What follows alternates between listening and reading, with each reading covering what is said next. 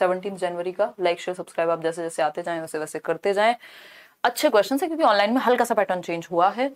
और ये Telegram channel पे पीडीएफ आपको मिल जाएगा, मॉक टेस्ट भी आपको मिल जाएगा करियर रोल पे, आप अटेम्प्ट कर पाएंगे फ्री ऑफ कॉस्ट। इसके अलावा सीटेट या फिर सीटेट के बैच में अगर आप एनरोल होने की इच्छा रखते हैं तो आप करियर वेल ऐप डाउनलोड कर लीजिए, या पेडागोजी स्पेशल जिसमें डिटेल्ड बैच है। इन दोनों ही बैचेस में आई थिंक दशहरा से दिवाली तक, मतलब आज से कल छुट्टी थी तो आज से और दिवाली तक कुछ 10-12 दिन डिस्काउंट रहेगा, तो वो आप एक बार चेक कर लीजिएगा। 999 में बैच आपको मिल जाएगा।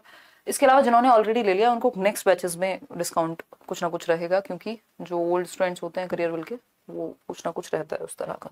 खैर फर्स्ट क्वेश्चन देखिएगा आप, डेवलपमेंट ऑफ इंडिविजुअल चाइल्ड यानी बालकों के व्यक्तिगत विकास के बारे में जब हम बात कर रहे हैं तो कौन सी बात सही होगी, पोल में आप जवाब देंगे और मजे मस्ती से हम पढ़ेंगे जैसा कि जरूरी है। सीटेट नोटिफिकेशन का आप थोड़ा सा इंतजार कर रहे होंगे, मैं भी कर रही हूँ। जिस दिन नोटिफिकेशन आ जाएगा मतलब लिटरली आग लगा देंगे, लिटरली नहीं मतलब मेटाफोरिकली आग लगा देंगे। बहुत कुछ है जो आपको हेल्प करेगा, है ना। खैर देखिएगा फटाफट से। अगर हम बात करें इंडिविजुअल चाइल्ड की यानी व्यक्तिगत विकास की, बच्चे के व्यक्तिगत विकास की, तो फर्स्ट ऑप्शन है can be predicted accurately and absolutely by referring to the developmental milestones, यानी विकासात्मक प्रतिमानों को उद्धृत करके सटीकता से व पक्के तौर पर भविष्यवाणी की जा सकती है कि इस दिन इस समय इस क्षण बच्चा ये कर रहा होगा। तो ये तो भाई ईश्वर ही कर पाएंगे अगर वो साक्षात नीचे आ जाए या आप किसी भी फॉर्म में एग्जिस्ट करते हैं जैसे भी, तो वो वही वैसे ही हो सकता है। वो तो या तो मूवीज में हो सकता है या फिर वो भविष्यवाणी वैसे वाला सीन हो जाएगा। एग्जैक्ट नहीं कर सकते आप, कुछ हद तक प्रोडिक्ट कर सकते हैं आप किसको, विकास को, डेवलपमेंट को, कि बच्चे की हरकतों को देखते हुए कि भाई उसका ड्राइंग में अगर इंटरेस्ट है तो हो सकता है वो उस तरफ चला जाए। किसी की हाइट अगर बचपन में ही ज्यादा है तो वो उसकी हाइट ज्यादा रहेगी, ये प्रेडिक्शन आप अपना सकते हैं। किसी का म्यूजिक में इंटरेस्ट आप देख रहे हैं, बचपन से ही बच्चा डांस की तरफ बहुत ही ज्यादा इंक्लाइंड है, तो आप देख सकते हैं कि हाँ हो सकता है कि उस तरफ वो अच्छा कर पाए। लेकिन एक्यूरेटली तो कोई भी नहीं बता सकता, एक्यूरेटली किसे पता है क्या होना है ना। तो विकासात्मक और ये माइलस्टोन्स को ध्यान में रख करके कि माइलस्टोन्स क्या होते हैं, आज भी हम बैच में डिस्कस कर रहे थे। डेवलपमेंटल माइलस्टोन्स या डेवलपमेंटल टास्क्स जिनकी बात हैविंगहर्स्ट ने की थी कि इस एज में ये हो जाना चाहिए, ये है डेवलपमेंटल माइलस्टोन्स या डेवलपमेंटल टास्क, है ना। जैसे कि 25 की हो गई हो शादी नहीं हुई है, डेवलपमेंटल टास्क है एक तरह का, मजाक कर रही हूं मैं, ये डेवलपमेंटल टास्क नहीं है, ये सोशल टास्क है, सामाजिक भूमिका है या सामाजिक कार्य जैसी बात इसको हम मान सकते हैं, है ना। तो डेवलपमेंटल माइलस्टोन होते हैं कि भैया बच्चा इस क्लास में आ गया है या इस एज में है, मान लीजिए बच्चा 6 साल का है तो अब तो वो खुद से ग्लास पकड़ के पानी पी लेना चाहिए ना उसको। ऐसी ही एक्टिविटीज एज के अनुसार जो जरूरी है, कि बच्चा 2 साल का हो गया चलना नहीं सीख पा रहा है या खड़े नहीं होना सीख पा रहा है, यानी वो डेवलपमेंटल टास्क पे खड़ा नहीं उतर पा रहा अपनी एज के अनुसार, ठीक है ना। बी ऑप्शन है can not B predicted at all, ये भी नहीं कह सकते कि बिल्कुल प्रेडिक्ट नहीं हो सकता, कुछ हद तक विकास का पूर्वानुमान लगाया जा सकता है ना।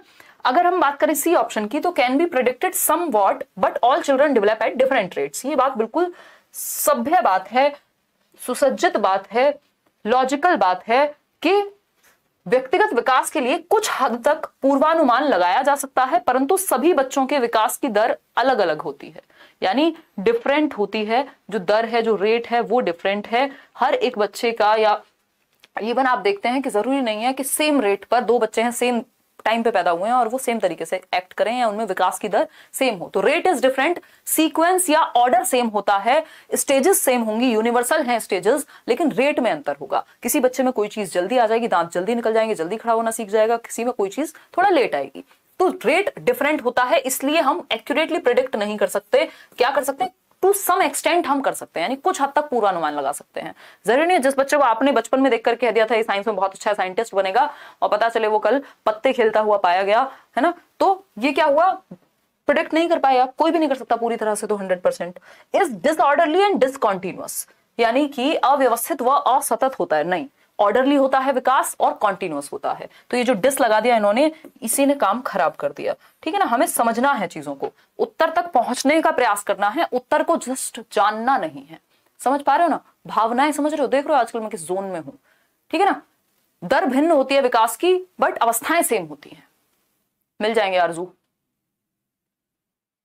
बहुत बढ़िया अलका। चलिए आगे बढ़ते हैं नेक्स्ट क्वेश्चन पे। नेक्स्ट पोल में आप जवाब दीजिएगा क्वेश्चन नंबर 2 का। विच of the following statement is correct, यानी कौन सा कथन सही है, करेक्ट है ना, बताइएगा कौन सा कथन करेक्ट है, ठीक है। कुछ हद तक विकास का क्या लगा सकते हैं, अनुमान लगा सकते हैं। ऐसे तो आप कई लोग बाबाजी टाइप लोग भी आपको मिल जाएंगे जो कहते हैं अरे हमने तो कहा ही था तो 2-4 चीजों में से एक आध तो तुक्का भी लग जाता है, प्रोबेबिलिटी भी तो कोई चीज होती है ना।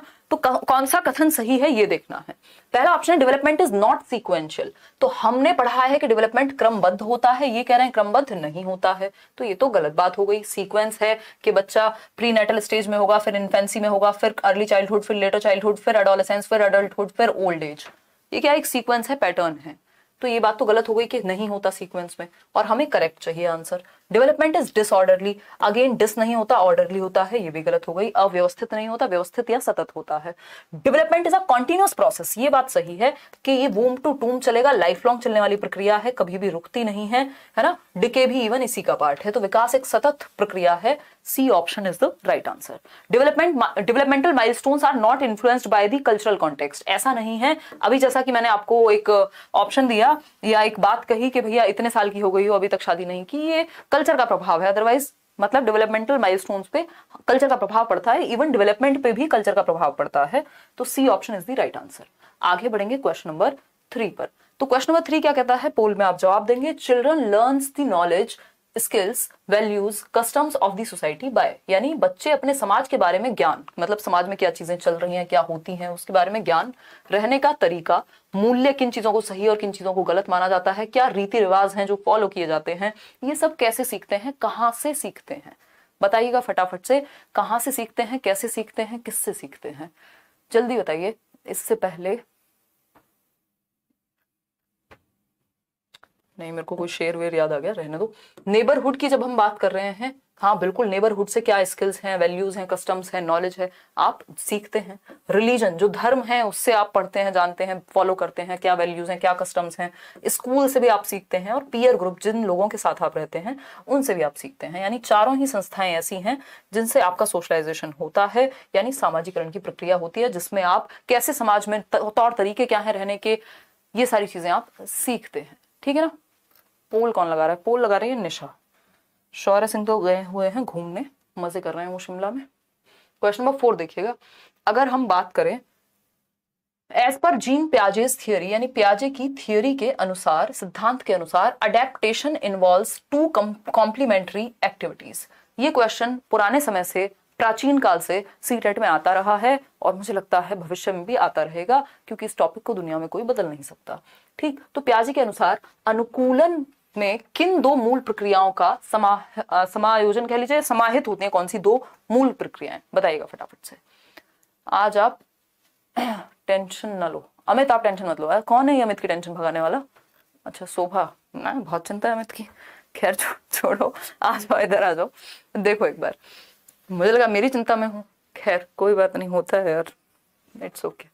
देखिएगा, अगर हम बात करें अडेप्टेशन की, तो 2 कॉम्प्लीमेंट्री चीजें अडेप्टेशन के अंदर कौन सी है, तो आपको पता होना चाहिए अडेप्टेशन में एकोमोडेशन एंड एसिमिलेशन दोनों आते हैं। ये पियाजे की थ्योरी अगर आपने यूट्यूब पे भी की है तो मैंने बताया हुआ है, समायोजन व समावेशन दोनों इसका हिस्सा है।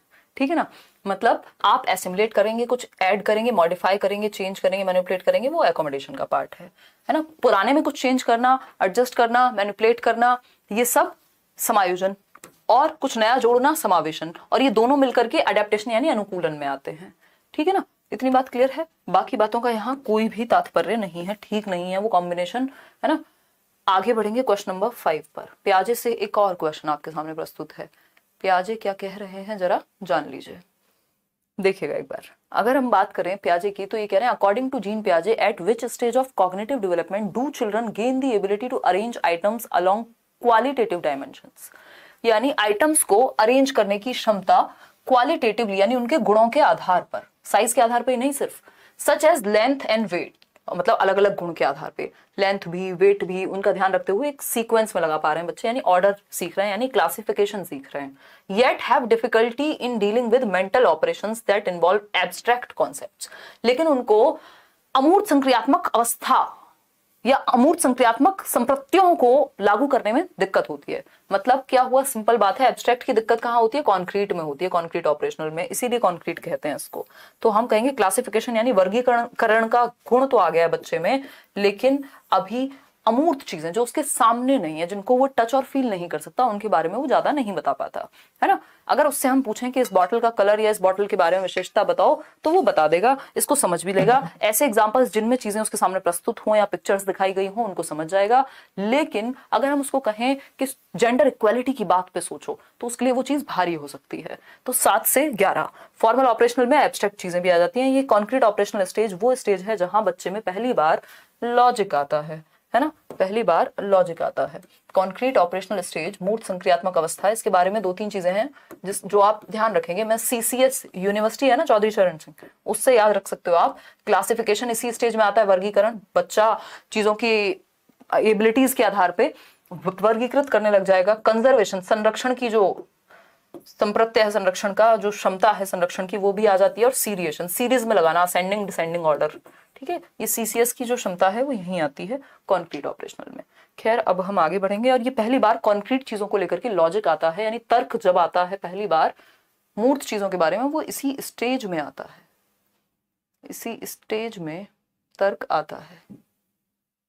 देखिएगा क्वेश्चन नंबर 6, देखिएगा। कौन चाचा चाची की बात कर रहे हैं? प्याजी चाचा नमस्ते, पूजा कह रही हैं।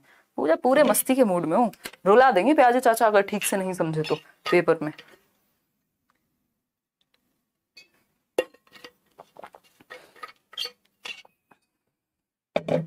देखिएगा, बहुत ही बढ़िया।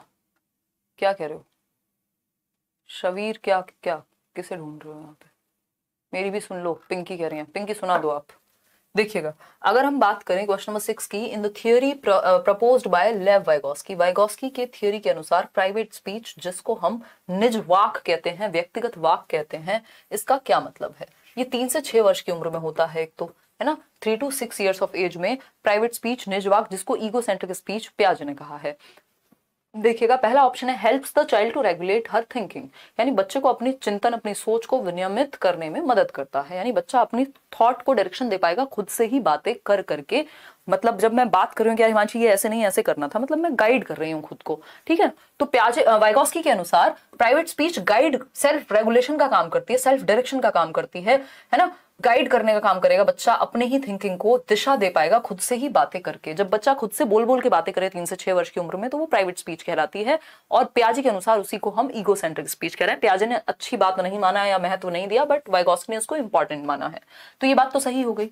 बी ऑप्शन है is a hindrance in the child's thinking, भैया ये रुकावट नहीं है, ये तो हेल्पफुल है बच्चे के थॉट को बेहतर बनाने में। तो ये तो गलत हो गई बात। सी ऑप्शन है shows ego centrism of the child, यानी बच्चा आत्म केंद्रित है। अगर पियाजे लिखा होता क्वेश्चन में तब तो हम ये बात मान लेते, लेकिन अभी वाइगोस्की के कॉन्टेक्स्ट में क्वेश्चन पूछा है। डी ऑप्शन है decreases as the child is presented with more challenging tasks, ऐसा नहीं है, अगर मोर चैलेंजिंग टास्क भी आएगा बच्चे के सामने तब भी वो खुद से बात करके खुद को ही दिशा देगा। क्या समझे? समझे कि नहीं बताइए। चलिए आगे बढ़ते हैं इसी बात पे। मैम कम से कम 2 सेशन रखा करो और सभी विषय का PYQ करा दिया करो। नवल सिंह, मैं एक ही व्यक्ति हूँ, मतलब इंसान हूँ, और 6 साल हो गए हैं लगातार, और हजारों वीडियोस आपने देखे हैं, फिर बैचेस भी चलते हैं। क्या चाहते हो मैं जीवन छोड़ दूं? है कभी कभार आपको व्लॉग मिल जाते हैं, मैं सोच रही हूँ हफ्ते में 1 व्लॉग दे दिया करूँ। किताबों पे काम चल रहा है, इंटरव्यूज भी आते हैं। क्या चाहते हो मैं गाना गाने लग जाऊं? मैं दुनिया भुला दूंगी आप सबके चक्कर में, है? देखो एक बार क्वेश्चन नंबर 7 और थोड़ा बहुत अभी करेंगे 2 भी करेंगे जब जरूरत होगी। आपका सारा काम जो भी सीटेट का लेकर के, सीटेट को लेके है, वो सब हो जाएगा। वो उसकी टेंशन आप मेरे पे छोड़ दो, मैं अपने हिसाब से मैनेज कर लूंगी। 3 घंटे लेने की जरूरत पड़ेगी 3 घंटे लेंगे, टेंशन मत लो। बट अभी के लिए जियो और जीने दो अकॉर्डिंग टू लेव वाइगोस्की। थोड़े पुराने वीडियोस भी देख लिया करो कभी, है? देखो एक बार, लेव वाइगोस्की एक्सपेक्टेशंस दुख का कारण है, समझ पा रहे हो? लेव वाइगोस्की के अनुसार शिक्षक बच्चों के अधिगम में किस प्रकार मदद कर सकते हैं, है ना। शिक्षक जो है वो बच्चों के अधिगम में किस प्रकार मदद कर सकते हैं, बताइएगा। प्रोवाइडिंग एप्रोप्रिएट रिवॉर्ड्स, उपयुक्त इनाम दे करके, लो मेरे बच्चे इनाम ले लो, है? नहीं चल पाएगा काम, ठीक, इनाम लंबा नहीं चलेगा। एक टाइम के बाद सिर्फ एक्सटर्नल चीजों में ही फंस के रह जाएगा बच्चा, अंदर से सीखने की इच्छा उसकी खत्म हो जाएगी। अगर आप अवार्ड रिवॉर्ड ही करते रहेंगे तो कभी कभार चल जाता है, हमेशा नहीं। लाइक शेयर करना अगर आप भूल गए हो तो कर दीजिएगा। गिविंग स्ट्रिक्ट पनिशमेंट, पनिशमेंट देने को RTE ने साफ साफ मना कर दिया। आप बच्चे को आंखें नहीं दिखा सकते, आप बच्चे को मुर्गा या मुर्गी नहीं बना सकते, तो कोई दंड आप नहीं दे सकते, कॉर्पोरल पनिशमेंट बैन है। अगर हम बात करें changing the nature and quality of support, यानी आपका जो नेचर है, जिस तरह का सपोर्ट आप दे रहे हैं और जो क्वालिटी है उस सपोर्ट की यानी उस मदद की, उसको चेंज कर दीजिए जैसी बच्चे की नीड हो उसके अकॉर्डिंग। ये बात बिल्कुल सही है। अगर आपको सीडीपी में ज्यादा दिक्कत हो रही है तो मैं वहां फोकस करूंगी, आपको कहीं और दिक्कत हो रही है तो मैं वहां फोकस करूंगी, अपनी नीड जो अपना वे है, नेचर है और क्वालिटी है मदद की, वो चेंज कर दूंगी एज अ टीचर। तो ये बात तो सही है। डी ऑप्शन है making them copy all the answers from a black board. ये तो रट्टाफिकेशन है, रोट लर्निंग है कि सारे आंसर वो बेचारे कॉपी कर लें और तब मिटा दो आप उनको और फिर रट के वो वापस पेपर में लिख जाएं। तो ये तो खिचड़ी बन जाएगी, जैसे सिस्टम चला आ रहा था वैसे ही चलेगा। सी ऑप्शन हो गया। अब चलते हैं क्वेश्चन नंबर 8 पर। पूजा कुछ कह रही हैं, अभी पूजा कह रही थी कुछ कुछ, अभी पूजा फिर से कह रही हैं।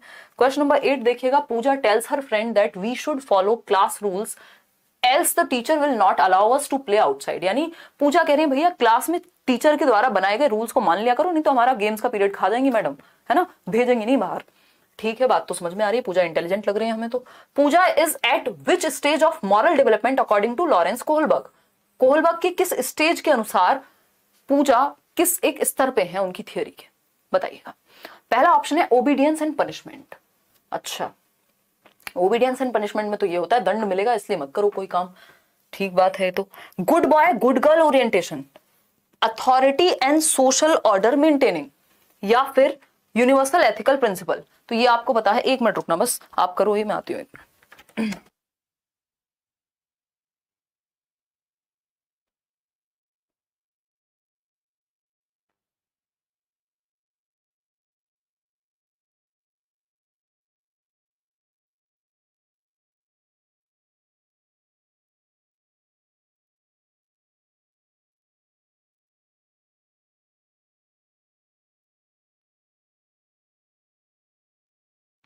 देखना एक बार।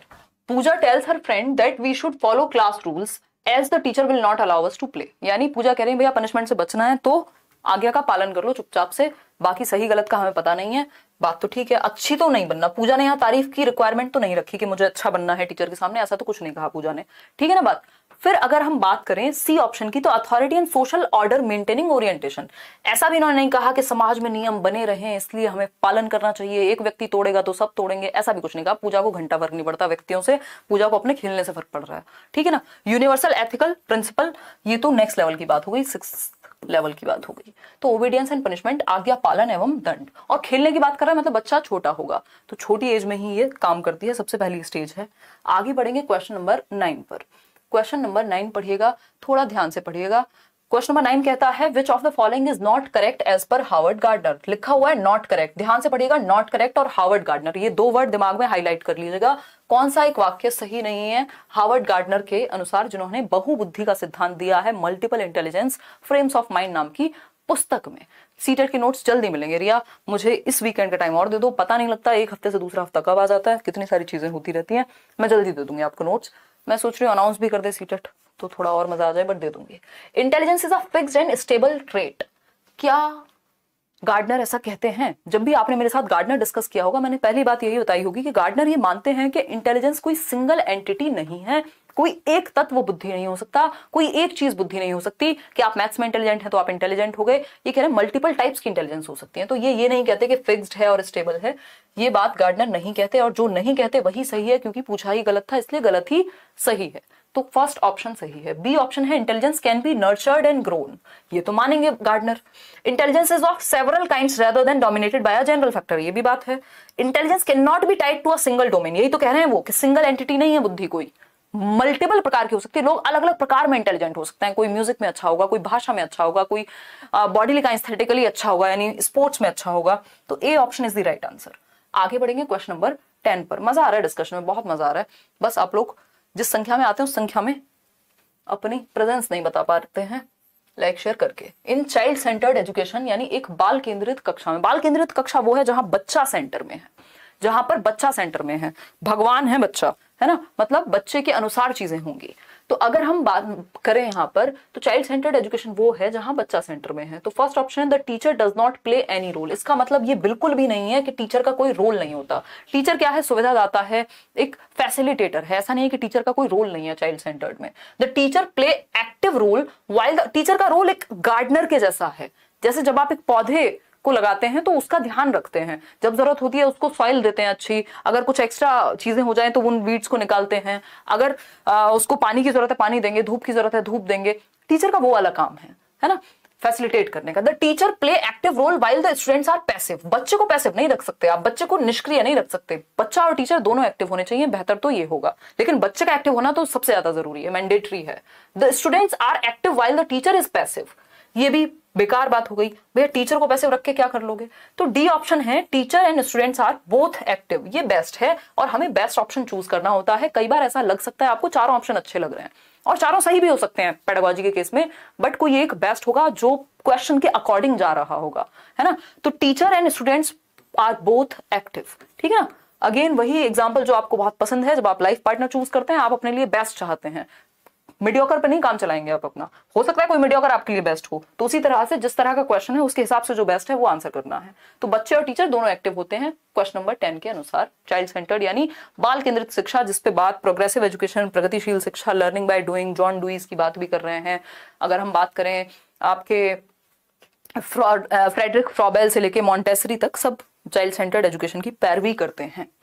फर्स्ट ऑप्शन आपके सामने मतलब क्वेश्चन है क्वेश्चन नंबर 11 और कहता है, ये बहुत नया टाइप है इस बार के सीटेट के एग्जाम में, ऑनलाइन एग्जाम में। एक तो कथन दिया हुआ है असर्टिव और रीजन दिया हुआ है, यानी इसका तर्क दिया है, यानी एक तो है कथन, इसको पढ़ना है, फिर इस कथन का तर्क क्या है उसको पढ़ना है। दोनों सही हैं, दोनों में से कोई एक सही है या दोनों गलत हैं, ये संभावनाएं होती हैं, तो उसको ध्यान में रखना है। असर्शन है, in the classrooms boys have the potential to perform much better than the girls in mathematics and science, यानी कक्षाओं में लड़के गणित व विज्ञान में लड़कियों से कहीं बेहतर प्रदर्शन करने की क्षमता रखते हैं।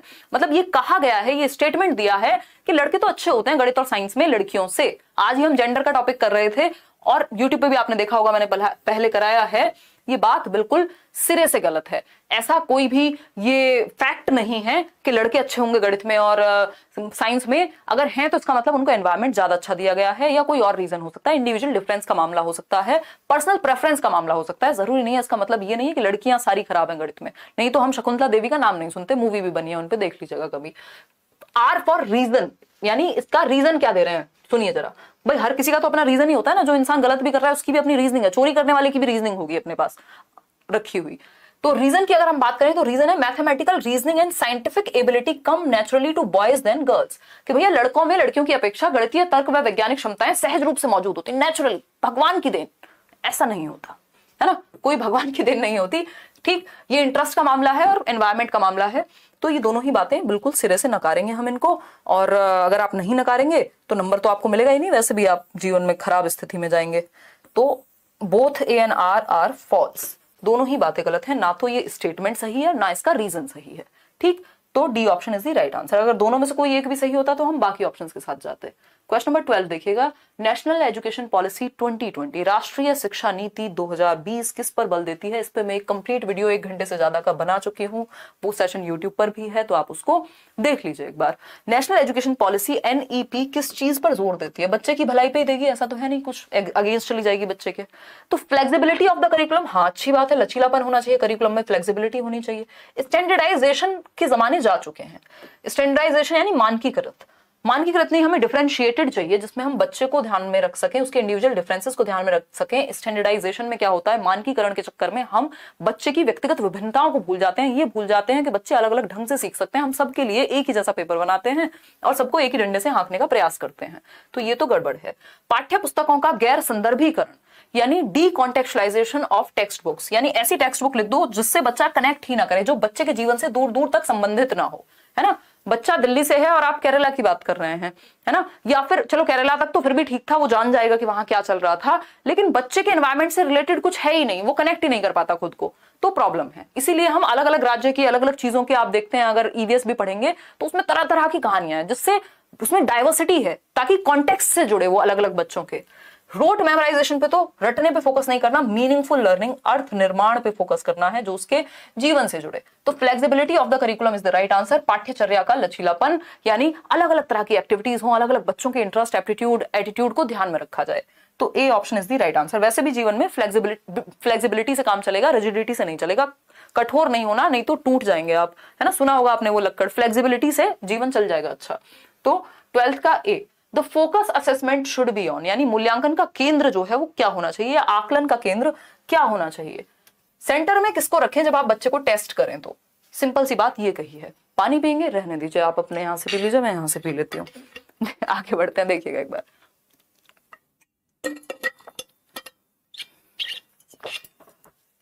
तुम्हें पीना है? नहीं मिलेगा। ले लो, जाओ ऐश करो यार, बहुत बड़ा दिल है मेरा, पानी तो ऐसे ही बांट देती हूँ। देखो एक बार, अपनी बॉटल लेके नहीं बैठती हूँ। The focus assessment should be on, यानी जब आप आकलन कर रहे हैं तो फोकस किस चीज पे होना चाहिए बताइएगा। पहला ऑप्शन है reflecting what all the learners can not do, यानी अधिगम करता क्या नहीं कर सकता इसका चित्रण करना। क्या नहीं कर सकता पे फोकस करेंगे आप, रिफ्लेक्ट सिर्फ इस चीज पे करेंगे क्या नहीं कर सकता बच्चा, कैसे कर सकता है, क्या कर सकता है, पोटेंशियल पे फोकस करना है हमें। बी ऑप्शन है specifying the performance of the learners in comparison to the others in class.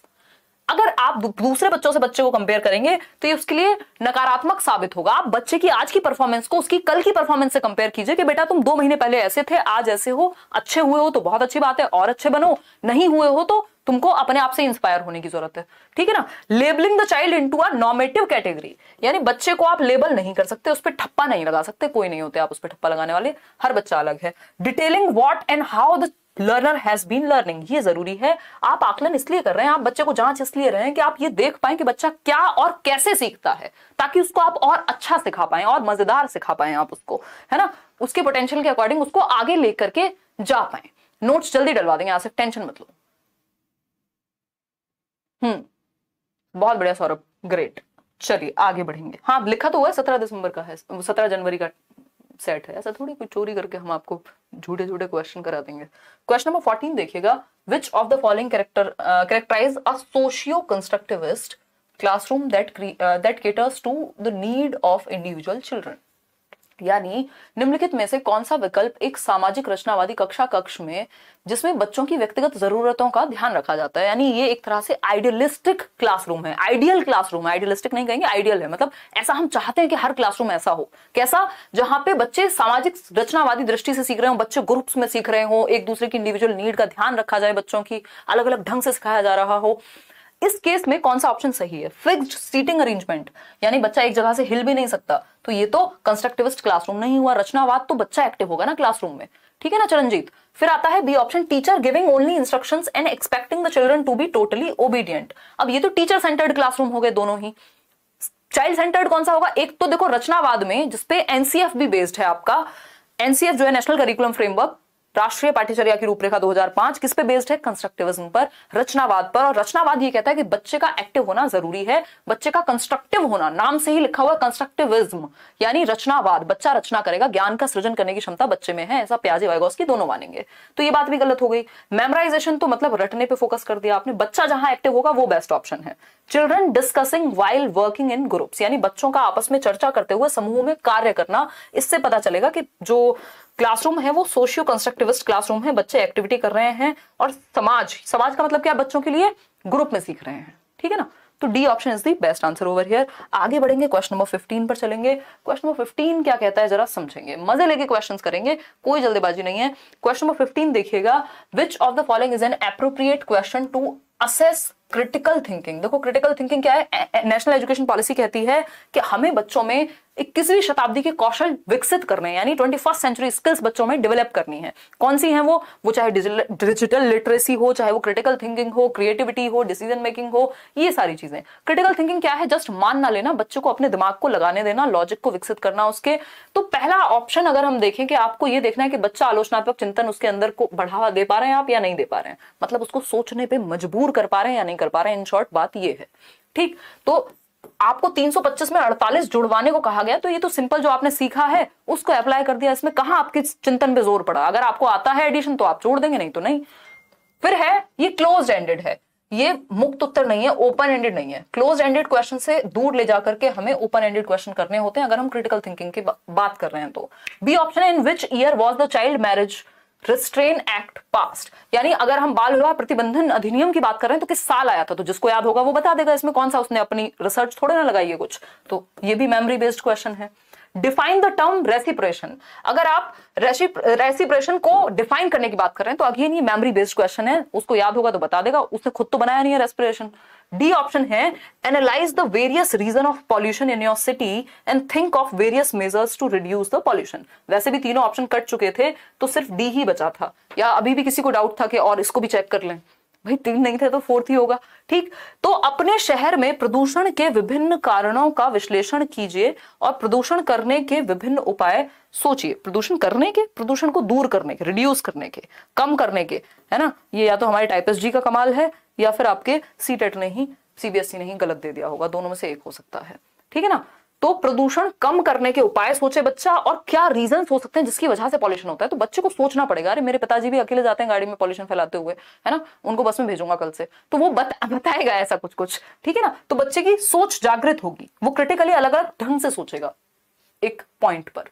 Question number 16 देखिएगा, ओपन एंडेड क्लासरूम हो जाएगी।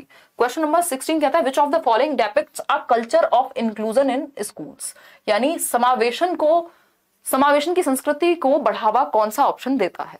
समावेशन क्या है भाई? जैसे मदर नेचर ने हम सबको एक साथ रखा हुआ है, बारिश होती है सबके लिए एक जैसी होगी, सूरज निकलेगा सबके लिए धूप एक जैसी होगी अगर आप बाहर खड़े हुए हैं तो, है ना, और हवा चलेगी तो सबके लिए चलेगी। उसी तरह से जब एजुकेशन है तो वो सबके लिए होनी चाहिए, चाहे किसी को देखने में समस्या हो, चलने में समस्या हो, कुछ करने में समस्या हो, हर एक बच्चे के लिए इंक्लूजन हो, समावेशन हो, हर बच्चे को हम समावेशित कर पाए, उसकी नीड के अकॉर्डिंग सिखा पाए। ठीक है ना। तो अगर हम बात करें फर्स्ट ऑप्शन की, तो differentiated assessments are promoted to meet students needs, यानी विद्यार्थियों की जरूरतों को पूरा करने के लिए विभेदी आकलन को बढ़ावा दिया जाता है। बात तो सही है कि आप डिफरेंट तरीके से असेस कर लो बच्चों को, फिर भी देखते हैं। Diversity and varied perspectives are discouraged, भैया डिस्करेज नहीं, एनकरेज करना है, हतोत्साहित नहीं, प्रोत्साहित करना है विभिन्नता को। कई लोग, जो लोग जल्दबाजी में होते हैं और प्रैक्टिस कम करके गए होते हैं, वो क्या करेंगे, उन्होंने पढ़ा diversity and varied perspectives, wow wow wow कितना पॉजिटिव बात चल रही है ना, विभिन्नता और विविध परिप्रेक्ष्यों की बात हो रही है। यहाँ लिखा हुआ है हतोत्साहित, लिखा होना चाहिए था प्रोत्साहित। तो जल्दबाजी में आपका एक नंबर बिल्कुल प्यार से चला जाएगा, और ऐसे ही एक एक नंबर कई नंबर प्यार से चले जाएंगे। तो इतने प्यार से नंबर नहीं लेके आने हैं वहां से।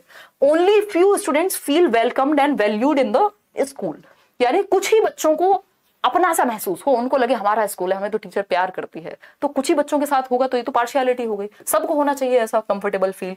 डी ऑप्शन है students are divided into fixed groups as per their abilities. ये सबसे खराब है कि आप बच्चों की क्षमता के आधार पर क्षमता समूहन कर दें, है ना, क्या कर दें, क्षमता समूहन कर दें कि भैया अच्छा तुम फर्स्ट आने वाले बच्चे को 90% लाते हो एक ग्रुप में, अच्छा तुम्हारा आईक्यू कितना है एक ग्रुप में। ग्रुप्स में बांटने से क्या होगा, गड़बड़ हो जाएगी। इंक्लूसिविटी का मतलब है हर तरह के डिफरेंट बच्चे, यूनिटी इन डाइवर्सिटी की बात होगी, विभिन्नता में एकता की बात होगी। तो विद्यार्थियों की जरूरतों को पूरा करने के लिए विभेदी आकलन, यानी डिफरेंट बच्चों को डिफरेंट तरीके से आप असेस कर रहे हो। जो बच्चा सुन नहीं सकता उसको आप ये थोड़ी कहोगे कि मेरे को सुना करके तुम बताओ या बोल करके बताओ मुझे कुछ, है ना। तो डिफरेंट तरीके से जैसी नीड होगी वैसे। ये option is the right answer. मुझे लग रहा है कुछ ज्यादा एक्सप्लेन कर रही हूं मैं। क्वेश्चन नंबर 17 देखिएगा एक बार। आपने मुझे डरा दिया था ना वो लास्ट क्लास जब हुई थी और आपने जो गलत आंसर्स दिए थे पोल में। आज तो मैं देख नहीं पा रही हूँ आप कैसे आंसर दे रहे हैं, नहीं तो चक्कर तो मुझे अभी भी आ जाते। सही आ रहे हैं, निशा कह रही है सही आ रहे हैं। ये आपकी कुछ सेटिंग है इसके साथ, मुझे लग रहा है ये बायस्ड है आपके प्रति। चलो कोई बात नहीं, कल हम देखेंगे, इसमें लॉग इन करेंगे, कोई दिक्कत वाली बात नहीं है।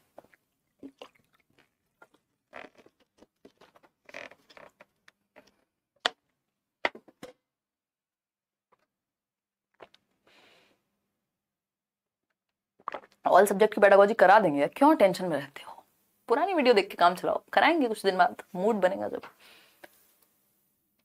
हो जाता है 18 के आसपास। आसिफ देखिएगा, अलग अलग राइटर अलग अलग बात कहेंगे इस पे भी। क्वेश्चन नंबर 17 देखिएगा, in a class comprising of culturally diverse students, यानी एक ऐसी क्लास जहां सांस्कृतिक विभिन्नता हो, अलग अलग संस्कृति के लोग या बच्चे इन्वॉल्व हो।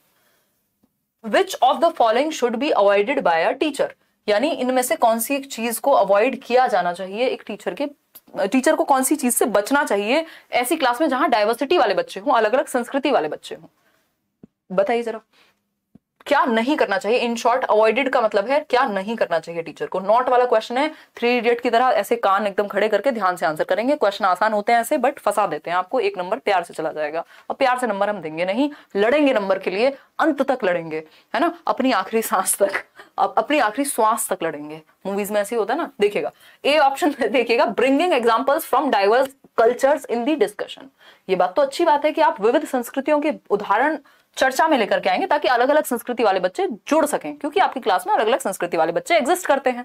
बहुत प्यारी बात है। बी ऑप्शन है developing curriculum and teaching style suitable to dominant culture. ये गड़बड़ है। प्रभावी संस्कृति के लिए उपयुक्त पाठ्यक्रम और शिक्षण शैली का विकसित करना, ये गलत है कि आपको लग रहा है कि ये कल्चर डोमिनेंट है इस जगह पे जहां मेरा स्कूल है, तो इस कल्चर के लिए ही मैं अच्छे मेथड्स बनाऊं, तो ये तो बायसनेस हो जाएगी, ये गलत हो जाएगा। लेकिन क्योंकि ये गलत है इसीलिए सही है, क्योंकि पूछा ही गलत था, है ना। ऊपर वाला बिल्कुल प्यारा उत्तर था, बहुत ही अच्छी बात कही गई थी कि डाइवर्स लर्नर ये वो, बट उत्तर के अनुसार ठीक नहीं था। व्यक्ति अच्छा था, आपके लिए अच्छा नहीं था, ऐसा ही हुआ। सी ऑप्शन पे आते हैं, encouraging students to share unique features of their culture, यानी विद्यार्थियों को अपनी संस्कृति की अनूठी विशेषताओं को साझा करने के लिए प्रोत्साहित करना। ये तो अच्छी बात है, बच्चों को अच्छा महसूस होगा जब वो अपने कल्चर के बारे में बताएगा तो, ठीक है ना। फिर आएंगे डी ऑप्शन पे, promoting a culture of respect and acceptance among students, यानी विद्यार्थियों के बीच सम्मान और स्वीकृति की संस्कृति को बढ़ावा देना, कि हर किसी की संस्कृति को, दूसरे बच्चों के कल्चर को भी आपको रिस्पेक्ट करनी है, ये आप बच्चों को मैसेज दें। अब आपने इस क्वेश्चन से दो चीजें सीखी, एक तो ये कि क्या नहीं करना है कल्चरली डाइवर्स क्लासरूम में, है ना, कि वहां आपको ये नहीं करना है कि कुछ ही बच्चों के कल्चर को इंपॉर्टेंस देनी है और बाकी के बच्चों को इंपॉर्टेंस नहीं देनी है उनके कल्चर को, अगर उनका कल्चर उतना मशहूर या डोमिनेंट नहीं है तो। पहली बात तो हमने ये सीखी। बाकी तीन बातें हमने ये सीखी दूसरे सेक्शन में, कि एक तो हमें अलग अलग कल्चर के एग्जाम्पल्स देने हैं एक कल्चरली रिच एनवायरनमेंट में। भाई नॉट हटा के भी तो क्वेश्चन पूछा जा सकता है, तो उस केस में आपको पता हो कि डाइवर्स कल्चर से एग्जाम्पल्स आपको लेकर के आने हैं, विविध प्रकार के उदाहरण आपको देने हैं बच्चे को। दूसरी चीज क्या हो, एनकरेज करना है जो भी अच्छी बातें हैं हर एक कल्चर में उस चीज को। तीसरी चीज क्या है, हर एक कल्चर की रिस्पेक्ट करना है बच्चे को, ये सिखाना है। जैसे हम शुरुआत में बोलते हैं गुड इवनिंग एवरीवन, और सभी को गुड इवनिंग, नमस्कार, राम राम, सत श्री अकाल, अस्सलाम वालेकुम, what ever you feel connected with. ये क्या है, ये रिस्पेक्ट है हर एक कल्चर की, जो मैं कोशिश करने की अपनी बात के थ्रू, अपने थ्रू कन्वे करने की कोशिश कर रही हूँ, ठीक है ना। तो ये सिंपल बात हो गई। B option is the right answer. आगे बढ़ेंगे क्वेश्चन नंबर 18 पर। भावुक हो गए हूं, मैं कुछ ज्यादा ही एक्सप्लेन कर रही हूँ। देखिएगा एक बार, क्वेश्चन नंबर 18 का जवाब दीजिए। मैम आज सीजी टेट का आंसर की आया है, उसमें मेरा 114 नंबर आया 150 में से। मैं आपके साथ पिछले 4 महीने से जुड़ा हूँ, ये आपकी वजह से ही हो पाया है। Thank you so much. Vishwakarma Prasad कह रहे हैं सुपर चैट करके। Thank you so much Vishwakarma. मुझे भी बहुत अच्छा लगता है जब आप लोग अलग अलग देश भर से तैयारी करते हैं और जो कॉमन टॉपिक्स हैं उनको आप देखते हैं, मैराथन्स देखते हैं चैनल पे, और ये बहानेबाजी नहीं करते हैं कि फलाने एग्जाम के लिए करा दो, ठिकाने के लिए करा दो, क्योंकि आपको पता है कि आपके सिलेबस के अकॉर्डिंग ज्यादातर चीजें वहां ऑलरेडी हैं चैनल पे, अगर आप सच में पढ़ने की इच्छा रखते हैं तो अच्छा लगता है ये चीज को देख करके। क्वेश्चन नंबर 18 देखिए, विच of the following directly affects, आप जल्दी ही जॉब लें, अच्छा करें जीवन में। Which of the following directly affects learners' ability to read, interpret and understand letter and words? मतलब क्या हुआ, निम्नलिखित में से किससे विद्यार्थी की अक्षरों और शब्दों को पढ़ने, उनकी व्याख्या करने और उन्हें समझने की क्षमता सीधे प्रभावित होती है। मतलब आपकी पढ़ने की जो एबिलिटी है, चीजों को समझने की जो एबिलिटी है, इंटरप्रेट करने की जो एबिलिटी है, वो डायरेक्टली प्रभावित, यानी इन शॉर्ट रीडिंग की एबिलिटी। डिसलेक्सिया, याद कीजिए, तारे जमीन पर ईशान अवस्थी, डिसलेक्सिया। ऐसा बच्चा वॉज को 100 पढ़ सकता है, बी को डी पढ़ सकता है ना, 6 को 9 पढ़ सकता है, गॉड को डॉग पढ़ सकता है ना, और क्या हो सकता है, इस तरह की बहुत सारी चीजें रिवर्स में पढ़ सकता है। बेसिकली वो रिवर्स वाली प्रॉब्लम इसमें होती है, वर्ड्स को, लेटर्स को इंटरप्रेट करने में उसको दिक्कत होगी। डिस्ग्राफिया जो है वो लेखन वैफल्य है, राइटिंग से रिलेटेड होता, अगर यही बात राइटिंग की होती तो हम इसके साथ जाते, अगर मैथ्स की होती तो हम डिसकैलकुलिया कह देते, क्योंकि कैलकुलेशन की बात है। तो ये वाचन वैफल्य या पठन वैफल्य कहते हैं इसको, डिसलेक्सिया को। गति समन्वयन कौशल होता है डिस्फेजिया, इसमें आपको कॉम्प्रिहेंड करने या भाषा को यूज करने, बोलने में भी दिक्कत हो सकती है। ठीक, तो C option is the right answer. आगे बढ़ेंगे, और जीवन में आगे बढ़ना बहुत जरूरी होता है, इसलिए हम आगे बढ़ेंगे। क्वेश्चन नंबर 19 देखिएगा। क्वेश्चन नंबर 19 क्या है समझते हैं। क्वेश्चन नंबर 19 है, to ensure successful inclusion of students with locomotor disability. एक प्रॉब्लम होती है जिसको हम कहते हैं लोकोमोटर डिसेबिलिटी, यानी हड्डियों से या जोड़ों से रिलेटेड प्रॉब्लम है, बच्चे को चलने फिरने में, मूव करने में, मोटर एक्टिविटीज करने में दिक्कत होगी। तो ऐसे बच्चे को अगर आप चाहते हैं क्लास में सक्सेसफुली इंक्लूड हो तो आपको क्या करना चाहिए। नाहिदा धन्यवाद, आपने कहा एनर्जेटिक सेशन। मैं अपनी एनर्जी को वापस लाने की पूरी कोशिश कर रही हूँ, जीवन में उतार चढ़ाव चलते रहते हैं, स्पीड में पढ़ाइए मैम। अजमल इतनी स्पीड में पढ़ा देंगे किसी ने सोचा नहीं होगा, है ना।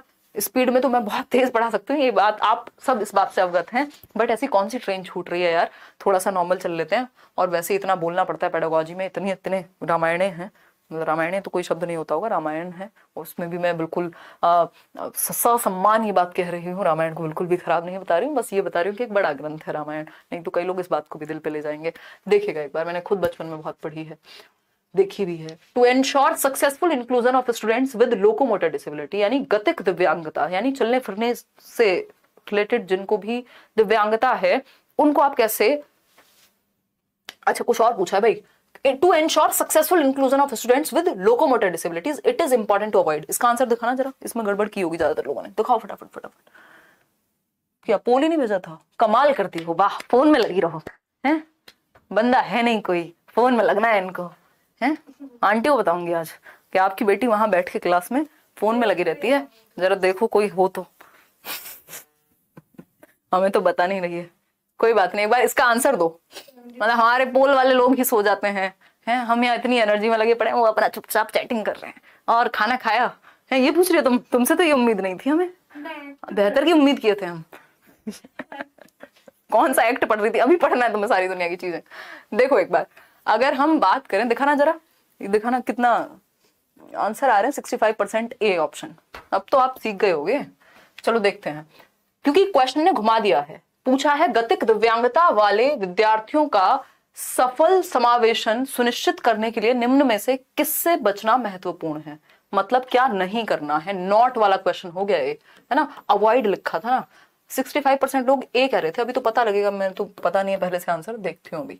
अवॉइड यानी किस चीज से बचना है उन बच्चों के साथ डील करने में जिनको चलने फिरने में दिक्कत है। पहला ऑप्शन है allocating classrooms, library and labs on the top floor. कमाल कर दियो पांडे जी, आज तो आप दिल खुश हो गया, मतलब मुझे उम्मीद नहीं थी कि आप ये सही उत्तर दोगे। आपको समय मिल गया ना, इन्होंने पोल दिया नहीं टाइम पे, और तब तक आपको शक हो गया होगा मेरी शक्ल देख के। देखिएगा, तो ऊपरी मंजिल पर कक्षाओं, पुस्तकालय और प्रयोगशालाओं का आवंटन नहीं करेंगे। भाई जिन बच्चों को चलने फिरने में दिक्कत है, बैसाखी से आ रहे हैं या व्हील चेयर से आ रहे हैं या और कोई दिक्कत है उनको चलने फिरने में, मूव करने में, तो उन बच्चों की class first floor, second floor या 18वीं मंजिल पे थोड़े ना रखोगे, अगर होती है स्कूल में तो, है ना, आप रखोगे ग्राउंड फ्लोर पे। इस चीज से आप बचोगे। बहुत बढ़िया, तालियां बजा दीजिए अपने लिए। मम्मी से कहेगा लड्डू लेके आए आपके लिए। विद्यालय के सभी क्षेत्रों को रैंप और लिफ्टों से समतल करना, यानी levelling of all areas of school with ramps and lifts. ये बात सही है कि जितना हो सके स्कूल के जितने भी एरिया हैं वहां पे रैंप्स बनवाई जाएं, जिससे कि बच्चा जा सके, अगर वो सीढ़ी नहीं भी चढ़ सकता तो रैंप का इस्तेमाल करे या लिफ्ट का इस्तेमाल करे। ये बात सही है। इससे ये एक तरह से आपका इंक्लूसिव एजुकेशन का एक आरपीडब्ल्यूडी एक्ट कहता भी है कि हमें पब्लिक जितने भी प्लेसेस हैं उनको एक तरह से डिसेबिलिटी फ्री करना है, कि हर कोई जा सके वहां पे, चाहे वो मेट्रो हो, चाहे वो हॉस्पिटल्स हो, चाहे वो स्कूल्स हो। Making adaptations as per students requirements, ये बात भी सही है, जैसी बच्चों को नीड हो उसके हिसाब से आप अपने अडेप्टेशन कर लीजिए। रीजनेबल एकोमोडेशन इन सीटिंग अरेंजमेंट, यानी कि सही से आप उचित व्यवस्था करें बच्चों के बैठने की, ये बात भी सही है। अब बात क्या सही नहीं है, बात सिर्फ ए ही सही नहीं है, और आपने उत्तर बिल्कुल सही दे दिया है ना। ये मेरी ही वीडियो मुझे दिखाई जा रही है। खैर चलिए आते हैं, आज तो हम लगभग 8000 लोग जुड़ ही चुके हैं, तो इसी बात पे ताली बजाइए और खुश रहिए और सीखते जाइए, है ना। आपको क्या लगा मैं ये कहूंगी लाइक कर दीजिए? नहीं, मैं इतनी भी स्वार्थी नहीं हुई।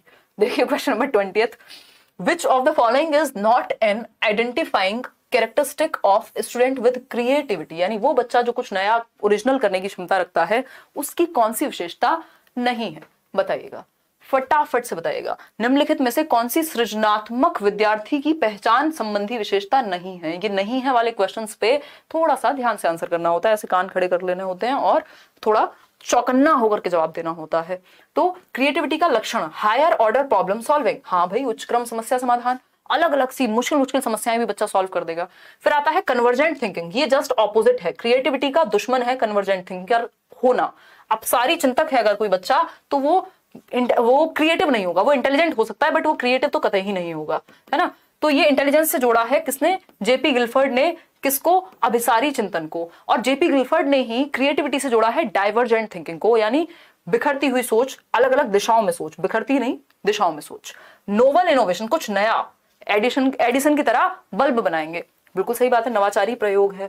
स्ट्रॉन्ग सेंस ऑफ क्यूरियोसिटी, यानी जिज्ञासा की प्रबल भावना, बहुत क्यूरियस होते हैं, कुछ नया मिल जाए, कुछ डिफरेंट, हर चीज पे क्वेश्चन पूछेंगे। तो तीनों बातें सही हैं बट बी गलत है, और जो गलत है वही सही है क्योंकि पूछा ही गलत था। चलिए खैर आगे बढ़ेंगे क्वेश्चन नंबर 21 पर। अभी 10 क्वेश्चन और रहते हैं बट हमें मजे इतने आ रहे हैं, हम क्या करें, एंजॉय करेंगे क्लास को। क्वेश्चन नंबर 21 है, in order to facilitate long term remembrance, यानी आप चाहते हैं बच्चे आपको भूले ना, याद रहें, है ना, आप दिलो दिमाग में ताजा रहें किसी के, तो क्या करेंगे आप, ऑफ अ पर्टिकुलर कंटेंट, यानी किसी एक कंटेंट की बात हो रही है, कोई एक कंटेंट आपके दिमाग में हमेशा रहे। विच of the following strategy should be avoided by a teacher, है ना, लोग ऐसे करते हैं ना, बर्थडेज पे या प्रपोजल्स पे, शादी पे, ऐसा करेंगे कोई जिंदगी भर ना भूले, ऐसा कुछ बनाएंगे, ऐसा कुछ सरप्राइज देंगे। तो लेकिन वो सरप्राइज देते हुए आपको क्या अवॉइड करना है, सिंपल बात ये पूछिए घुमा फिरा के, है ना, कि किसी विशेष विषय वस्तु को आप चाहते हैं, कोई चीज इंपॉर्टेंट है, कोई चीज अच्छी है, तो बच्चे के दिमाग में लंबे समय तक रहनी चाहिए, तो उस चीज के लिए आप किस चीज से बचेंगे, कौन सी रणनीति का पालन नहीं करेंगे, बताइएगा फटाफट से, क्या नहीं करेंगे, फटाफट से बताइएगा। अप्लाइंग निमोनिक्स, निमोनिक्स तो अच्छा तरीका होता है, ये जो हम और आप, मतलब मैं और आप बहुत बार डिस्कस करते हैं, मैं आपको बताती ही हूँ, निमोनिक सिंपल तरीका, ये भी निमोनिक है, ये जो सीसीएस मैंने आपको बताया था कि कंजर्वेशन, क्लासिफिकेशन और सीरिएशन का जो गुण है वो क्या है, निमोनिक है एक, ठीक, तो निमोनिक से याद रहता है, ये मेमोरी की स्ट्रेटजी है, ये तो अच्छी बात हो गई, हमें तो बुरी बात ढूंढनी है जिसको अवॉइड करना हो, है ना। मेकिंग ऑर्गेनाइजेशनल चार्ट्स, अगर आप प्रॉपर फ्लो चार्ट वगैरह बना रहे हैं तब भी लंबे समय तक याद रहेगी कोई बात, कोई कंटेंट, कोई सामग्री। प्रेजेंटिंग डिसजॉइंटेड वर्ड्स, अगर आप डिसकनेक्टेड चीजें लगा देंगे तो याद नहीं रहेगी। असंबद्ध शब्द प्रस्तुत करना, ये गलत बात है, क्योंकि आपस में कोई कनेक्शन नहीं है चीजों का, याद ही नहीं कर पा रहे। भाई सीसीएस से आपको याद है क्योंकि मैंने आपको चौधरी चरण सिंह यूनिवर्सिटी का एक कॉन्टेक्स्ट दे दिया, मतलब एक कॉन्टेक्स्ट होना चाहिए, डिसजॉइंटेड नहीं होने चाहिए, जिनका आपस में कोई संबंध ही ना हो, चीजें कनेक्ट होनी चाहिए एक दूसरे से। यूजिंग इमेजरी, इमेज से तो याद रहती हैं चीजें, 65% लोग तो विजुअल लर्नर्स हैं जिनको देख के अच्छा सीखने में समझ आता है, तो सी ऑप्शन गलत है और वही सही है क्योंकि पूछा ही गलत है। क्वेश्चन नंबर 22 देखिए, अब हम स्पीड थोड़ी बढ़ा लेते हैं, हमारे जीवन में और भी कमिटमेंट्स हैं। क्वेश्चन नंबर 22 देखिएगा, students learn better when material to be learned is dash, यानी बच्चे तब बेहतर सीखते हैं जब जो सामग्री हो वो कैसी हो, बताइए। फर्स्ट ऑप्शन है कॉम्प्लेक्स एंड एक्सटेंसिव, यानी जटिल और व्यापक हो। भाई जटिल बना दोगे तो कैसे सीखेंगे, दिक्कत हो जाएगी। कनेक्टेड विद एग्जिस्टिंग नॉलेज, ये बात बहुत प्यारी है कि आपकी प्रीवियस नॉलेज से, आपके पूर्व ज्ञान से, आपकी मौजूदा जानकारी से रिलेटेड हो, जो आप जानते हैं। आपको एग्जाम्पल भी मैं वही देने की कोशिश करती हूँ जो आपके आसपास के हो, जो आपके जीवन के हो, है ना। उस पर कई बार किसी को हंसी आ सकती है, किसी को लग सकता है अरे कैसी बातें कर रहे हो, बट वो याद रहेगा, वो समझ में आएगा। क्यों? क्योंकि जो जीवन से जुड़ती है चीज, जो हमारी प्रीवियस नॉलेज से जुड़ती है, वो हमें सेट हो जाती है दिमाग में, ठीक है। तो मौजूदा ज्ञान से जुड़ी जो भी चीज होगी उससे हम बेहतर तरीके से सीख सकते हैं। यानी बच्चे की जो करंट नॉलेज है, आप बिल्डिंग में बनाते हैं तो नींव अच्छी करते हैं ना, तो वो नींव जो ओल्ड नॉलेज है, उसकी जो प्रीवियस नॉलेज है, पूर्व ज्ञान है, उससे जोड़ेंगे और तब नया सिखाएंगे। सिंपल टू कॉम्प्लेक्स जाएंगे, सरल से जटिल जाएंगे। डिसऑर्डरली नहीं, ऑर्डरली होनी चाहिए, सीक्वेंस में होनी चाहिए, ऑर्गेनाइज होनी चाहिए, ऐसे नहीं कुछ भी disparate to their socio cultural context, यानी उनके सामाजिक संदर्भ से भिन्न हो, यानी अलग हो नहीं, बल्कि जुड़ी हुई होनी चाहिए, सामाजिक संदर्भ से अलग नहीं होनी चाहिए। तो B option was the right answer. Question number 23 देखिएगा, क्वेश्चन नंबर 23 देखिएगा, which of the following contributes to students failure in academic achievements, यानी बच्चों का शैक्षणिक उपलब्धियों में विद्यार्थियों की विफलता में क्या योगदान है, मतलब बच्चों की जो भी शैक्षणिक विफलता है उसमें क्या क्या योगदान है, क्या चाहिए आपको, बताइए जरा। बच्चे क्यों नहीं अचीव कर पा रहे, इसमें किसका योगदान है, ये पूछा है। मैम प्लीज, क्या हंसा रही हो ज्यादा या रो रहे हो?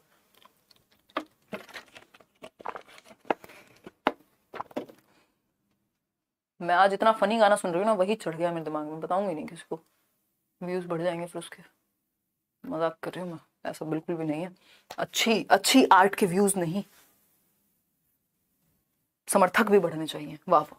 देखिए एक बार, which of the following contributes to students failure in academic achievement, यानी कि हम ये कहेंगे कि कौन सा कारक शैक्षणिक उपलब्धियों में विद्यार्थियों की विफलता में योगदान देता है, यानी किस वजह से बच्चे फेल हो रहे हैं, ये है कुल मिला के बात। एक्सपीरियंशियल लर्निंग, अनुभव से जोड़ने पे फेल क्यों होंगे, फिर तो अच्छा सीखेंगे, ये बात सही है। डी कॉन्टेक्चुअलाइज्ड करिकुलम, यानी ऐसा करिकुलम बना दिया जिससे बच्चा कनेक्ट ही नहीं होता, उसकी लाइफ से कनेक्ट ही नहीं होता, कुछ उसके सर से ऊपर से टप्पा मार के निकल जाता है वो सिलेबस, समझ में ही नहीं आता क्या चल रहा है। इंक्लूसिव फिलॉसफी तो अच्छी बात है, लर्नर सेंटर्ड भी अच्छी बात है, बट गैर प्रासंगिक नहीं होना चाहिए। अगर प्रासंगिक होता, कॉन्टेक्चुअलाइज्ड होता तो अच्छा होता। ये डी लगा दिया तो नेगेटिव हो गया, है ना। अगर हम बात करें, डी एक ऐसा प्रीफिक्स है जो हम देखते हैं, रूट वर्ड्स होते हैं ना, आई थिंक डी लगा दो, इम लगा दो तो खराब सा हो जाता है मतलब, है ना। अन लगा दो तो वही वाला है, डी कॉन्टेक्चुअलाइज नहीं, कॉन्टेक्चुअलाइज्ड होना चाहिए था। आगे बढ़ेंगे, क्वेश्चन नंबर 24 देखिएगा। एज पर एनसीएफ 2005 बच्चे क्या करते हैं? बच्चे डांस करते हैं, नहीं आई मीन सीखते हैं। देखिएगा, आर पैसिव रेसिपिएंट्स, बच्चे पैसिव नहीं हो सकते, बच्चों को निष्क्रिय रखना, पैसिव रखना पाप है, पाप समझते हैं ना, तो निष्क्रिय नहीं रख सकते बच्चे को, तो ये तो गलत हो गया। Don't have the capacity to regulate their learning, भैया बच्चों में सारी क्षमताएं हैं, आप कौन होते हैं बच्चों में क्षमताएं नहीं है ये कहने वाले? चाइल्ड सेंटर्ड एजुकेशन कहती है कि बच्चों में क्षमताएं हैं, है ना। तबस्सुम कह रही है मैम बता दीजिए कौन सा सॉन्ग है, हम भी सुन लेंगे। नहीं तबस्सुम, मेरी बहुत बेइज्जती हो जाएगी, मैं इतने वियर्ड सॉन्ग सुनती हूँ कई बार, हरियाणवी सॉन्ग है कोई, कुल 7-8 लाख व्यूज हैं बस उस पर, बट मतलब गाने के हिसाब से, गाने पे ज्यादा होते हैं ना। तो don't have the capacity to regulate their learning, यानी बच्चों में अधिगम को विनियमित करने की क्षमता नहीं होती, ये बात सही है, मतलब ये बात गलत है। Learn best through rote memorisation, रट के थोड़े ना सिखाना है, तो फिर तो ऑप्शन बचा ही डी हमारे पास, तो डी बचा, इसी को टिक कर लेते हैं और समझ लेते हैं कि क्या कह रहा है, क्यों सही है, कैसे सही है ना। कोई कह रहा है थ्योरी भी पढ़ाओ, देखो तब सीटेट, हाँ थ्योरी पढ़ाई हुई है सारी, कई बार पढ़ाई हुई है, देख लीजिए एक बार यूट्यूब, है ना, लेट्स लर्न देख लीजिए। आप बुक तो रिलीज कर दो अपनी, अपडेटेड 1 साल से वेट कर रही हूँ। अजिताब ओके ठीक है, समय दीजिए हमको। हिंदी वाले पेडागोजी क्लास नोट्स तो आने ही वाले थे, चलो इस पे भी काम शुरू करते हैं, जल्दी आ जाइए, सीटेट का सिलेबस उतना नहीं है, कर देंगे। Play active role in construction of knowledge, यानी बच्चा एक्टिवली नॉलेज को कंस्ट्रक्ट करे, यानी बच्चा सक्रिय रूप से ज्ञान का निर्माण करे, इससे बेहतर बात कोई हो ही नहीं सकती। एनसीएफ के अकॉर्डिंग बच्चे को एक्टिव ही रहना है। क्वेश्चन नंबर 25 देखिएगा, जस्ट 5 क्वेश्चन और बचे हैं आपके। In order to teach a concept, यानी एक संप्रत्य पढ़ाने के संदर्भ में a teacher should avoid using, यानी टीचर को क्या प्रयोग करने से बचना चाहिए, डंडे को प्रयोग करने से बचना चाहिए, है ना। समझ पा रहे हो कि नहीं? ये कौन है? जगजीत सिंह कह रहा है कोई, है जगजीत सिंह, सुन रही थी 2 दिन पहले, फिर मेरे आंसू आ गए, फिर मैंने बंद कर दिया, फिर मैंने सोचा आपको कुछ दिन बाद सुनूंगी, है ना, क्योंकि मैं बहुत दिन से जगजीत सिंह वाले ही मूड में थी, ठीक है ना।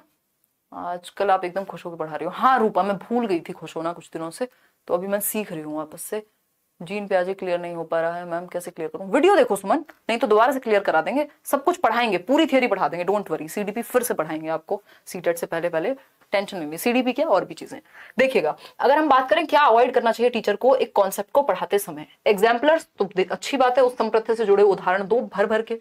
Instances discrete to the concept, भैया असतत नहीं देने हैं, जिससे वो कनेक्टेड फील ना करे, ऐसे एग्जाम्पल देना जिसका कनेक्शन ही ना हो, जो ब्रेक कर दे कॉन्टिन्यूटी को, उसका कोई फायदा ही नहीं है। तो B option is the right answer. Non exemplars देने चाहिए। नॉन एग्जाम्पलर्स क्या होते हैं, ये बहुत पूछा जाने लग गया है पेपर में, तो इसको लेके कंफ्यूज नहीं होना। गैर उदाहरण वो होते हैं जब मैं आपको ये समझा रही हूँ कि ये बर्ड होती है, यानी ये चिड़िया है, ठीक, और मैं फिर आपको ये माउस उठा करके दिखाऊं कि देखो ये चिड़िया का उदाहरण नहीं है, तो मतलब ये नॉन एग्जाम्पल है जो उससे रिलेटेड नहीं, बट आपको कॉन्सेप्ट क्लियर हो गया इस बात से, तो समझ गए ना। नॉन एग्जाम्पल की जरूरत होती है, बहुत अच्छी बात होती है नॉन एग्जाम्पल का यूज करना, तो चाहे एग्जाम्पल हो चाहे गैर एग्जाम्पल हो, आपको दोनों ही यूज करने हैं, ये बात आप ध्यान रखेंगे। मैं स्क्रीनशॉट ले रही हूँ, हम लोग काफी सारे लोग जुड़े हुए हैं। डी ऑप्शन देखिए, prototypes prevalent in their culture, जो संस्कृति में प्रचलित आद्य रूप हैं, क्यों उनको तो दिखाओ भाई, उससे तो वो कनेक्टेड फील करेगा, तो जो नहीं करना चाहिए वो है बी ऑप्शन।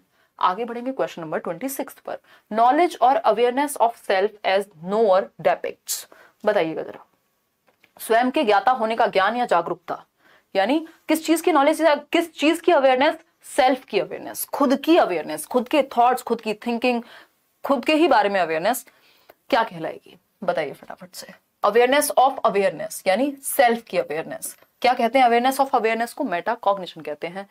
जमानों से हम इस पे बात कर रहे हैं, जब ये सीटेट में जस्ट एक बार पूछा गया था बहुत पुराने समय पे, तब भी मैं ये डिस्कस करती थी आपके साथ, याद कीजिए वो समय, ठीक। इसको हम मेटा कॉग्निशन कहते हैं। Thinking about thinking, awareness of the awareness, अधिसंज्ञान जिसको हम कह रहे हैं। कॉग्निशन का मतलब होता है मेंटल स्किल्स, मानसिक क्षमताएं जिसमें हम सोचना, समझना, तर्क करना, कल्पना करना, यानी thinking, reasoning, problem solving, decision making, imagination, memory, perception, ये सब कॉग्निशन है।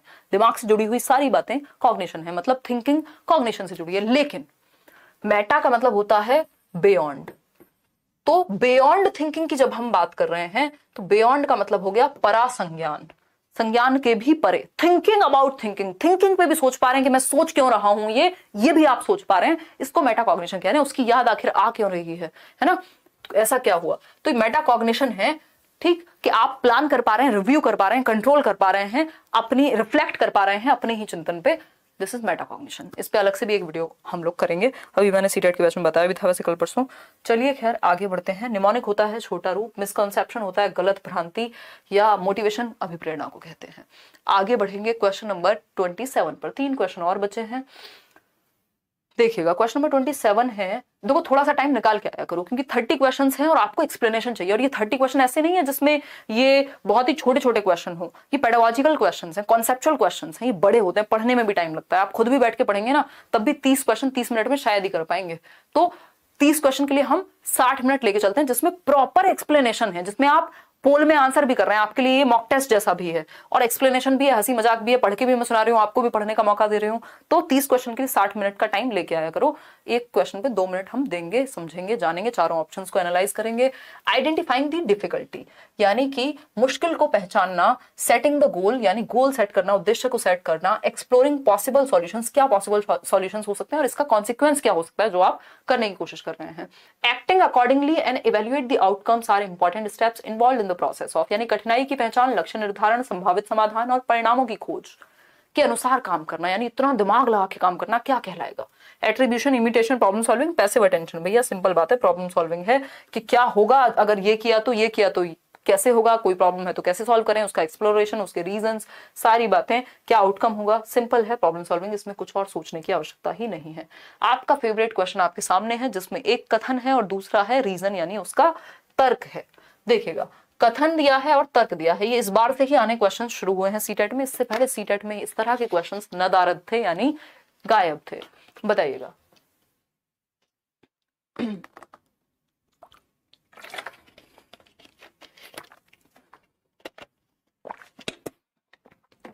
कौन सा वर्ड वाला क्वेश्चन पूछ रहे हो भाई। देखिएगा क्वेश्चन नंबर 28 है, इसका रीजन है, अभिकथन है, exploring and discussing misconception in meaningful in teaching learning process, यानी शिक्षण अधिगम प्रक्रिया में भ्रांतियों की खोज और चर्चा करना, यानी जो भी मिसकंसेप्शंस हैं आपकी टीचिंग लर्निंग प्रोसेस में उनको ढूंढना। बिल्कुल अच्छी बात है, ये तो बहुत ही प्यारी बात है, करना चाहिए। टीचिंग लर्निंग प्रोसेस का काम है कि कहाँ पे मिसकंसेप्शन बना है बच्चों के दिमाग में, है ना। कोई दिक्कत कोई परेशानी नहीं। मॉक टेस्ट फ्री है, बिल्कुल फ्री है, फ्री है मॉक टेस्ट करियर पे, किसने कहा पेड है। रीजन है इसका, it gives students opportunities to think about the reasons behind those misconception and it is helpful in leading deeper investigations, यानी यह विद्यार्थियों को उन भ्रांतियों के बारे में सोचने का अवसर देता है और गहन जांच का नेतृत्व करने में सहायक होता है।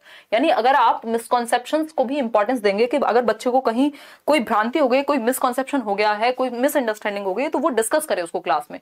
इससे क्या होगा, इससे ये क्लियर हो जाएगा, डीपर थिंकिंग उसकी हो पाएगी। बिल्कुल सही रीजन है, दोनों बातें अच्छी लग रही हैं हमें तो। Both A and R are true and R is the correct explanation of ए।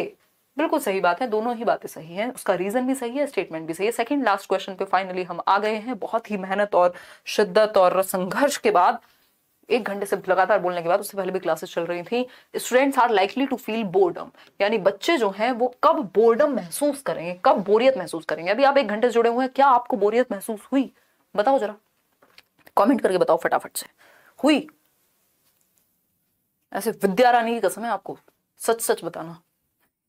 ये करते थे ना बचपन में, करते थे कई लोग। खैर हमारे घर वाले कमाल थे, हमारे घर वालों ने हमें कसम खाने की इजाजत नहीं दी जीवन में कभी, है ना। तो हमारे सपने पूरे नहीं हो पाए। हमारे यहाँ पे कसम खाना रेस्ट्रिक्शन थी, है। हमारे यहाँ एक भ्रांति अलग थी, कसम झूठे लोग खाते हैं, हम कसम नहीं खाएंगे। देखिए एक बार फटाफट से बताइए, एक बार अगर हम बात करें तो बताइए फटाफट से कि बोर्डम कब फील होगा बच्चों को। पहला ऑप्शन है एक्टिविटीज नॉट वैल्यूड, जहां गतिविधि को महत्व नहीं दिया जाएगा, यानी टीचर ही एक्टिव नहीं है या बच्चों को एक्टिव नहीं किया हुआ, एग्जांपल्स इंटरेस्टिंग नहीं है, क्लास इंटरेस्टिंग नहीं है, तो बोर हो जाएगा जब एक्टिविटी की कमी है। बिल्कुल सही बात है। वेयर एक्टिविटी इज वैल्यूड, जहां एक्टिविटी वैल्यू होगी वहां बोर क्यों होंगे बच्चे, वहां तो मजे आएंगे। Success is achieved, success achieve होने पे कौन बोर होता है, मजे करते हैं लोग, आगे बढ़ना चाहते हैं, है ना, मजा आ रहा, चलिए बस मजे चाहिए, ठीक है ना। फिर आते हैं डी ऑप्शन पे, सक्सेस इज डिजायर्ड, जहां पे आपकी इच्छा होती है सफलता पाने की, कि पेपर में नंबर आएंगे, पढ़ेंगे, है ना, यहां से हुआ है बहुत सारे लोगों का, पढ़ेंगे पढ़ेंगे पढ़ेंगे। तो गतिविधि को महत्व न दिए जाने पर, ठीक, अगर आप एक्टिविटी सेंटर्ड क्लासरूम नहीं है, बोरिंग हो जाएगी क्लास, सिंपल बात। आगे बढ़ेंगे, क्वेश्चन नंबर 30 है, आज के लिए आखिरी सवाल है ना। फिर हम कल मिलेंगे कुछ और सवालों के साथ। जीवन में सवालों का जवाब ढूंढना जरूरी है। Which of the following is an inappropriate way of using feedback as a motivator, यानी एक अभिप्रेरक के रूप में आपके लिए फीडबैक क्या मायने रखता है, बताइए। मतलब जैसे अभी मैंने पूछा कि क्या आप बोर हो रहे हैं, ये फीडबैक मिला मुझे आपसे कि आप बिल्कुल बोर नहीं हो रहे हैं, जो हो रहे हैं वो सो गए हैं। ठीक, एजे खान फ्रॉम बिहार, अगर इस बार मैं सीटेट पास नहीं हुआ तो पापा हमको बुलेट नहीं दिलाएंगे। यार ये कौन से पापा जी हैं जी आपके, आजम खान, एजे खान, जो आपको सीटेट में पास होने में बुलेट दिला रहे हैं? यार कमाल है, पिताजी तो आपके बहुत ही बढ़िया। हमारे पिताजी ने हमको 5 रुपए का पेन नहीं दिया था सीटेट पास होने में, आपको बुलेट मिल रही है? हद हो गई, मैं बहुत जेलस हूँ आपसे। खैर सीटेट में पास आप हो जाएंगे, अगर आज से जितनी भी वीडियो सीटेट तक आएंगी सिर्फ वो भी आप देख लेते हैं अच्छे से, इनफ हो जाएगा। सीटेट आपका कोई नहीं रोक सकता। लिख के ले लीजिए, लिख के लीजिएगा, अफसोस करेंगे अगर नहीं देखेंगे तो। ठीक है, देखिए खैर क्वेश्चन नंबर 30 देखिएगा, निम्नलिखित में से कौन सा तरीका प्रतिपुष्टि को प्रेरक के रूप में उपयोग करने का अनुचित तरीका है? ध्यान से पढ़िएगा, हिंदी में मैंने कुछ और लिखा है, देखिएगा। लिखा है which of the following is an inappropriate way of using feedback as a motivator, यानी कौन सा तरीका सही नहीं है फीडबैक को यूज करने का। अगर आप बच्चों को मोटिवेट करना चाह रहे हैं तो कौन सा तरीका सही नहीं है, बताइएगा फटाफट से भास्कर। और वो आधी बुलेट मुझे दे दीजिएगा, कुछ दिन मैं चलाऊंगी जब आपकी बुलेट आ जाए। देखिएगा, feedback concentrated on the ability of the student, यानी विद्यार्थी की क्षमता पर केंद्रित प्रतिपुष्टि। ये तो अच्छी बात है कि बच्चे के ऊपर बेस्ड है, ये तो अच्छी बात है। बी ऑप्शन है feedback focused on the process of an activity, ये भी अच्छी बात है। Feedback in descriptive style related to students work, बिल्कुल सही बात है, बच्चे के काम से जुड़ा हुआ फीडबैक। लेकिन डी ऑप्शन नेगेटिव होगा क्योंकि बाकी तीनों पॉजिटिव हैं और हमें नेगेटिव चाहिए क्योंकि इनएप्रोप्रिएट अनुचित पूछा है हमसे। Feedback without referring to comparisons with other students, यानी अन्य विद्यार्थियों के साथ तुलना किए बिना प्रतिपुष्टि देना। ये है क्या कहे, अन्य विद्यार्थियों के साथ तुलना किए बिना प्रतिपुष्टि देना, क्या क्या घुमा दिए हैं। 1 मिनट रुकिएगा जरा, कुछ तो गड़बड़ है सवाल में ही। देखिएगा, अगर हम बात करें निम्नलिखित में से कौन सा तरीका प्रतिपुष्टि को प्रेरक के रूप में उपयोग करने का अनुचित तरीका है? अनुचित यही है, without referring to comparisons with, नहीं ये तो सही है, विद होना चाहिए। Feedback concentrated on the ability of the students, विद्यार्थी की क्षमता पर केंद्रित feedback. Focused on the process of an activity, focused feedback in descriptive style related to students work. सब तो सही है, क्या दिक्कत आ रही है यहाँ पे? ये ना ये विद या विदाउट वाला चक्कर होगा, इसको डी कंसिडर कर लेना। एक बार मैं ये क्वेश्चन चेक कर लूंगी, हो सकता है पेपर में गड़बड़ हुई हो, कल हम इसको डिस्कस कर लेंगे एक बार तो, क्योंकि हो सकता है हमारी टाइपिंग में मिस्टेक हुई हो और मैंने चेक किया नहीं है। तो इसको आप स्टार मार्क करके रख लेना, अभी के लिए डी मार्क कर लेना। ये विदाउट होना चाहिए कि अन्य विद्यार्थियों के साथ तुलना किए बिना की जगह हो सकता है कि करके प्रतिपुष्टि देना और समथिंग, तो अभी इसको आप मार्क कर लीजिएगा। अब वैसे भी हम इनफ थक चुके हैं, कल मिलेंगे। आउट ऑफ 30 कितने ठीक हुए हैं वो आप बता दीजिए, या 20